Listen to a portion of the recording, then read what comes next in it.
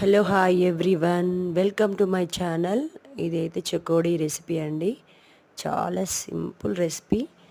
దీనికోసం మనం time spend చేయాల్సిన అవసరం ఏమీ లేదండి.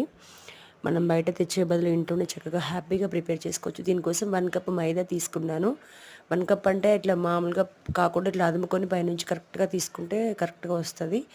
1 కప్కి 1 కప్ వాటర్ బాయిల్ చేసుకొని అందులో గీ, పసుపు, వాము, కొంచెం కారం అట్లా వేసేసుకొని చక్కగా బాయిల్ అయిన తర్వాత ఈ కప్పు మైదాని మనం అందులో వేసుకొని కొంచెం కలిపేసి స్టవ్ ఆఫ్ చేసేసుకోవాలండి.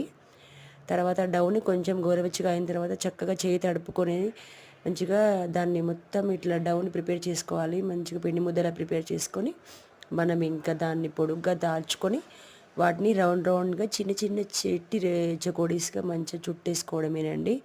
ఇట్లా మనం ఎన్ని కావాలంటే అన్నీ ఒకటేసారి ప్రిపేర్ చేసేసుకొని మనం బాండీ పెట్టి అందులో ఆయిల్ పూరికి మాదిరిగా పోసేసుకొని చక్కగా ఫ్రై చేసుకోవడమే. మీకు ఇట్లా ఇబ్బంది అవుతుంది అని అంటే కనుక జంతికల గుట్టం ఉంటుంది కదా మనకు, అందులో కొంచెం ఆయిల్ వేసేసుకొని ఇట్లా 3 హోల్స్ ఉన్నది తీసుకొని అందులో డవ్ వేసి చక్కగా ఇట్లా పొడుగ్గా నేను చూపిస్తున్నట్టుగా తాల్చుకొని దాన్ని మళ్ళీ మనం రౌండ్గా చకోడీస్ లాగా చుట్టేసుకోవడమేనండి.